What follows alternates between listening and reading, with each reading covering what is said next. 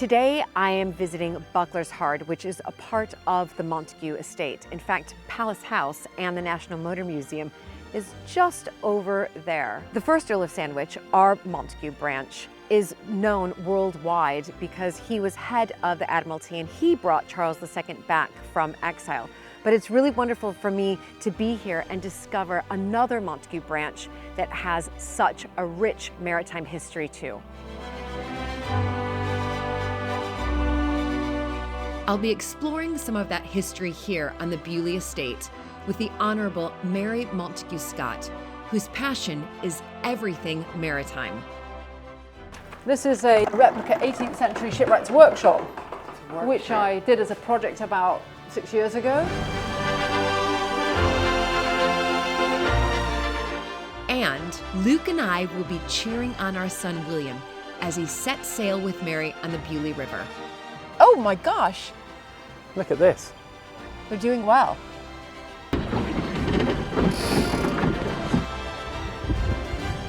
Ahoy! Not taking any notice of me. So embarrassing.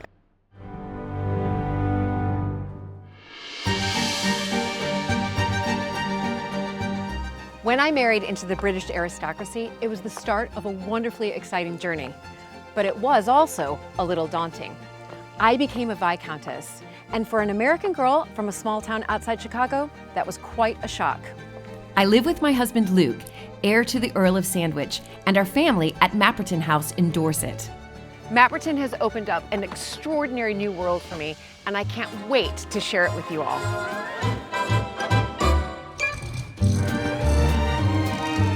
So if you love castles and manors and stately homes as much as I do, please join me as I head off to visit some of Britain's most spectacular historic homes.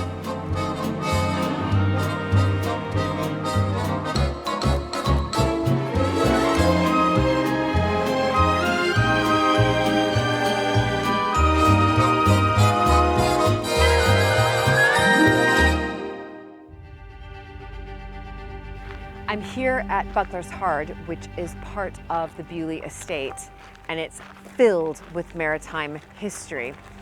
I'm about to meet Mary, Rafe's sister, and she's going to fill me in on the history and what's happening present day here at Buckler's Hard. Also, it's a spectacular day too. Hi. Hello. Hi, Julie. Nice to meet you, Mary. So nice to meet you. By the way, I had such a great time with your brother. Tell me about Buckler's Hard. This is Buckler's Hard. So this originally was built in about the 1720s as Montagu Town. So the John Duke of Montagu, he wanted to have a sugar import village. He thought he was going to make his fortune out of importing sugar from the West Indies. So he created this model town to be known as Montagu Town. And these 2 rows of cottages were the first part of the development in the 1720s. Okay. And this then turned into a shipbuilding village, an industrial site for building ships from about 1740 right through to after the Napoleonic Wars in about 1920. And 50 ships were built on contract for the Royal Navy. Right, so this is really where they were important. built. Really, Right. really important. Right. And this was a thriving shipyard. You would have had, at the height of it, maybe 2 ships there on the slipways down on the river there. Big gunships. These were warships built here out of timber from the Beaulieu estate and from the surrounding New Forest timbers, because that's all the preserves of the Royal Navy. And then the ships were launched in the river and towed around to Portsmouth to the Royal Dockyard, where they were fitted out with the masts and cannon, and then off to war. Do you have, I know you mentioned that there were about 50 built during, was it about 50 you said during that? 50, about 50 ships, yeah. Yeah, and any famous ones? Indeed, absolutely. So the most famous of all is probably HMS Agamemnon. So that was Nelson's favourite ship. He sailed on it for 3.5 years. It was a 64-gun, very, very good ship. But of course there would always have been a shipyard here right from monastic times, because all the stone to build the abbey had to come up this river. Of course. It all came by boat. So this corner of the river, this hard, is where the ships would have stopped on the tide because they couldn't carry on up in low water. Right. So, it would have been a yard here from probably the 13th century. Incredible. And so it never really has stopped as a boat yard as such. But we have this beautiful preserved village, completely preserved as it was in the 18th century. So once these cottages were built, they were always lived in. That's right. So they would have been lifted by hundreds of people at the time of shipbuilding, but even today, there are lots of local residents living in these cottages. So you are very involved here. I am maritime. That's right, you are So, maritime. yeah, I am maritime. So I do all the maritime stuff in the family. So Right. I've always loved the sea, sailing, you know, anything to do with water. So from a very early age, that's been my thing, and that's my passion. And that's your passion. Absolutely. It's fantastic. Yeah. No, I can hear it here as you speak, and I understand that my 17-year-old has Yeah. decided to sail with you. Very exciting. It's going to be good. Which is very exciting. I mean, I have to ask because, you know, our side of the family, of course, has that maritime history as well with the Earl of Sandwich. Absolutely, of course. And my children have grown up sailing as well. So it's really nice to meet another member of the Montagu family so passionate about sailing and the water as much as my children are. Now, Yeah, listen, yeah. I'm the American. I didn't grow up sailing. But they have this wonderful passion, just like you do, and they love being on the water. Maybe it is that Montagu. Maybe it is. Who knows? I mean, it's very infectious. Okay, so where are we heading to now? Well, do you want to go in and see the chapel here where I got married? Oh, So perhaps we can show you that? yeah. So this chapel is just one room wide, and as you'll see, it's very beautiful. And I got married here with 20 people in the room, and it's very special to me. My kids were christened here, and it's used every week by the Beaulieu parish, so we still have services here. Although it's privately owned by the Montagu family, it's an active chapel. Right, it's an active chapel. Yeah. Can I just ask though, how did you decide what 20 to choose? Well, now, of course, that was really hard. We did have another 400 people out there having some sort of huge street festival. Right. But actually, yes, no, that was quite good because you could just cut it down to 20.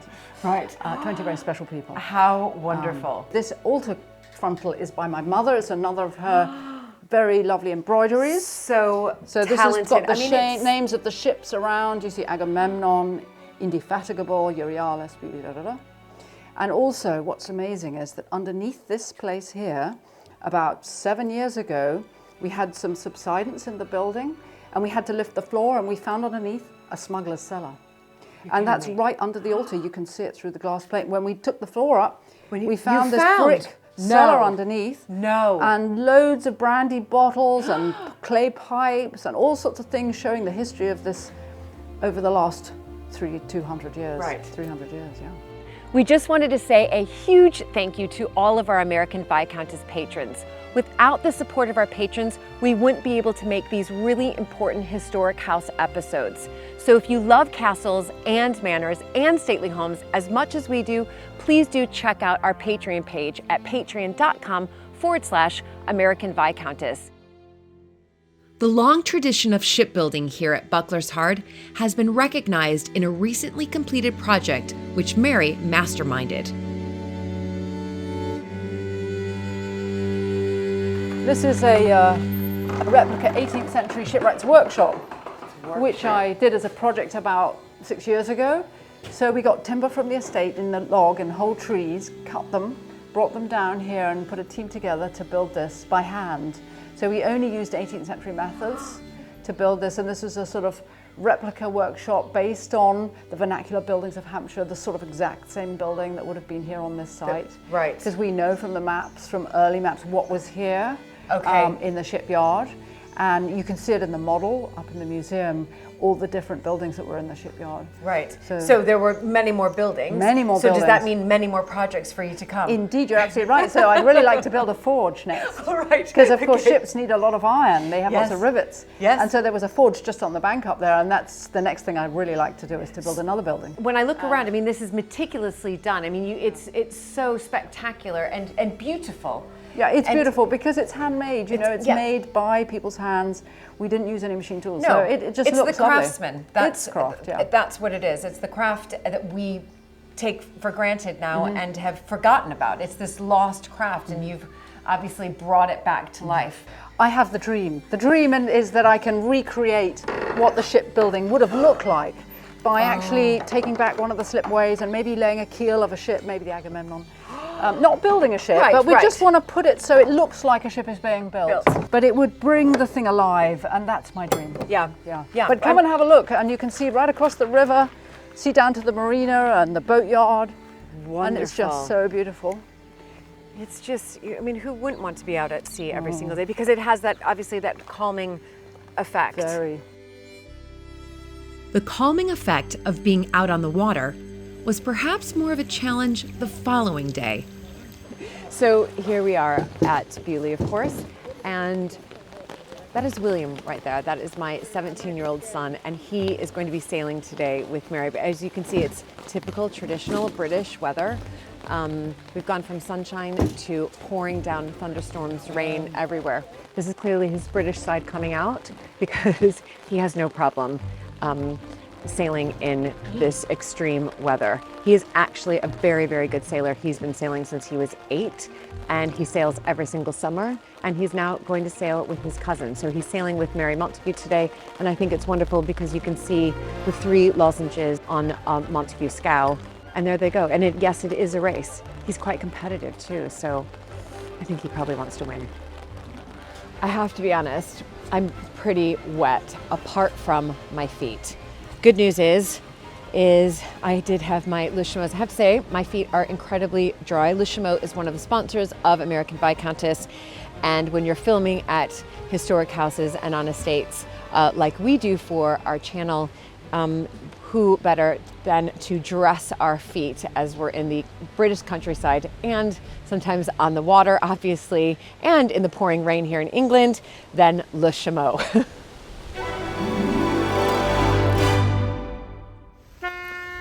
And there we go. That's the start. And they're off. Ooh. And just in time, the heavens open and the wind picks up.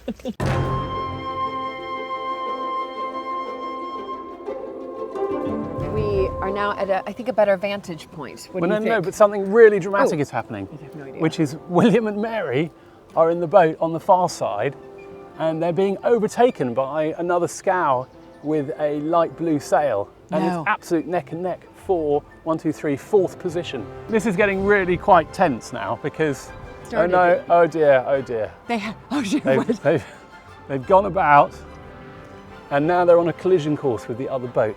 And because they are on the starboard tack, oh look at this! Oh, They've what's got happening? some serious speed. They do have some serious speed. Oh my gosh, Look at this. they're doing well. But it is neck and neck for 4th and 5th place. Oh.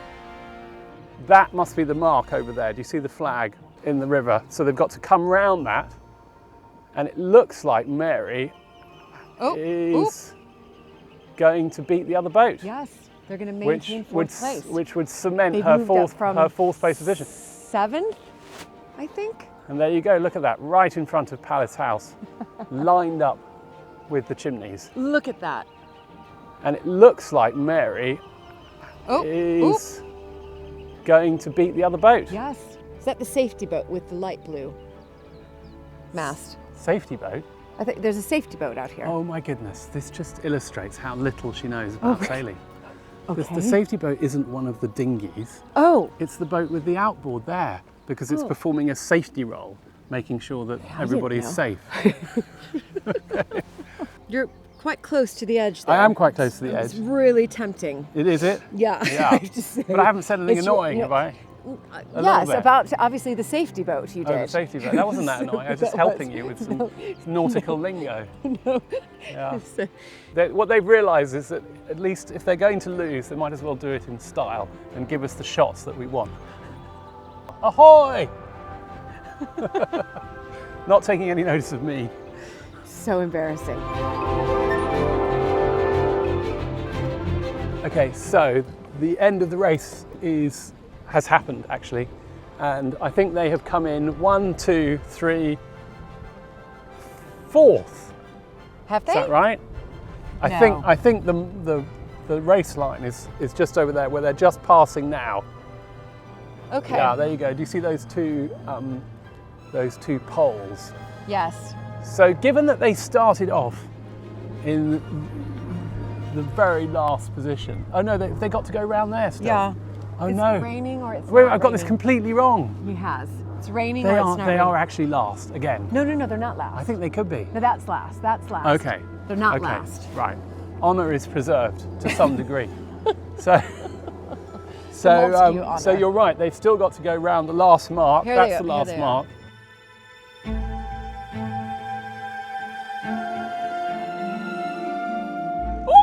that was a slightly dodgy moment. Look at the speed they're getting now, because they're what's called goose-winged.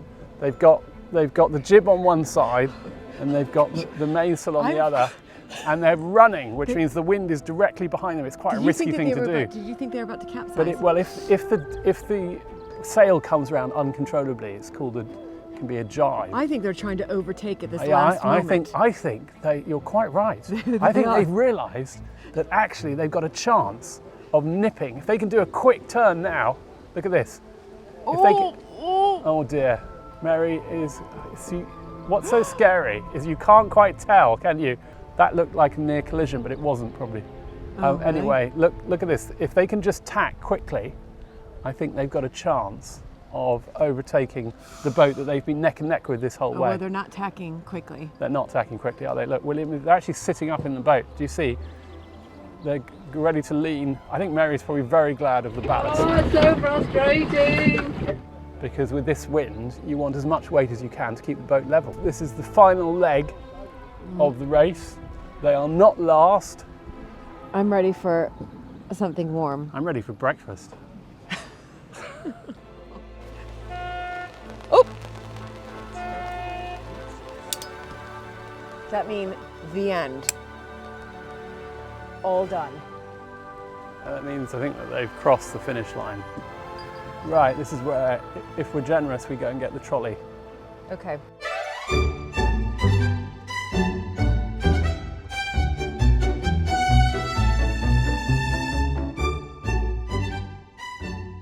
After braving the weather, Mary and William made it to dry land.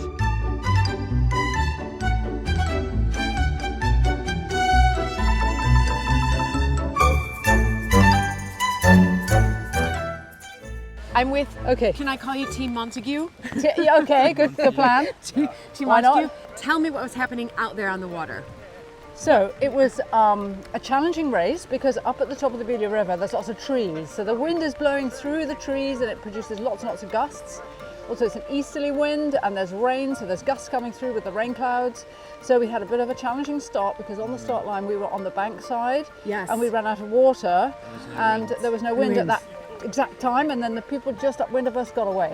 So it's so fluky, you know, you can be just over there and you have no wind and the person just over there gets the wind. We obviously weren't focused as much as others because we were chatting away. You know, it wasn't like we were really on the Olympic course, focused, giving it all. We were chatting away. More leisurely approach. Yeah, we were more Right. happy and enjoying the beautiful scenery, the rain, the ducks and so on. Right. And also, you know, it was very nice to hear about William enjoying his sailing Yes. and his schooling and everything that goes on. So it's good. Okay, so Mary, now you are, let's just say, for this American, almost Olympic level sailing. Well, Yeah. obviously, Yeah, close obviously. to, close Of to. course. If only, Yeah. if only. Now, can I just ask about, William, what did you think out there? I think he has huge potential. Okay, Huge. okay, So I was very pleased to hear he's going to train to be an assistant instructor because we always need them here in the summer when we run our courses here. We're always looking for more instructors. Oh my goodness, fantastic. So if once he's passed his course, Yeah, you can he's come and work on the course here with the kids because we have 60 kids do it every summer. You would love that. Yeah. That And would you could be come brilliant. and join the team. Yeah. Well, I've not usually sailed in a river before. It's on the Solent where it's a lot more choppy, and I think the wind here is a bit less predictable than it is in the Solent. It's harder to see gusts and everything. But it was quite fun actually. I think I enjoyed Quite myself. fun. Yeah. You know, I was not quite Ben Ainsley as he said Yeah, no, last not quite. week. But, Yeah. you know, Well, there we go. There you go. Maybe one day. Anyway, it was really fun for me to watch the both of you and to learn a little bit more about sailing because you are a keen sailor and obviously Fantastic. but having Luke finally with me, I have to be honest, having Luke sit with me for the first time ever in your entire lifetime of sailing, he was able to explain things to me that I've never heard before. So Okay, it was well, because that's I might great. understand it a little bit more. So you might get me out on a sailboat Yeah, I one of doubt these it. days. That'd be good. Did you hear that? Yeah. That's not going to happen. Team Montagu. Anyway, should we go get a hot cup of tea? Definitely, but Yeah. I just want to welcome you back and come back again because it was good fun. And next time we won't start on the bank and come sunny. lost or Be- something. And it'll be sunny. Yeah, Yeah. I quite liked filming in this though. It was quite atmospheric and Yeah. it gave And a it's little very bit British. of drama. Yeah, it was very We British. always sail in pouring rain. Yeah, of course. Exactly, Yeah, and drink tea. So let's go and have some. Let's go.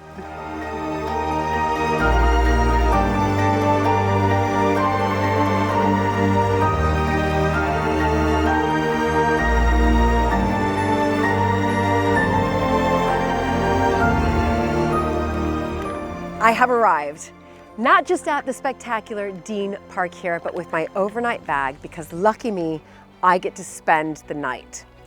Dean Park is one of England's most fantastic historic houses. It has roots from the medieval period, and then it evolved over the Georgian and Tudor periods as well to what we see today. It's been in the Brudnell family since 1514, but it really did evolve over these 6 centuries. I'm here to meet and of course to stay with Charlotte and Robert Brudnell, who are the custodians of wonderful Dean Park, and I can't wait to share all the history with you and what's going on here on the estate.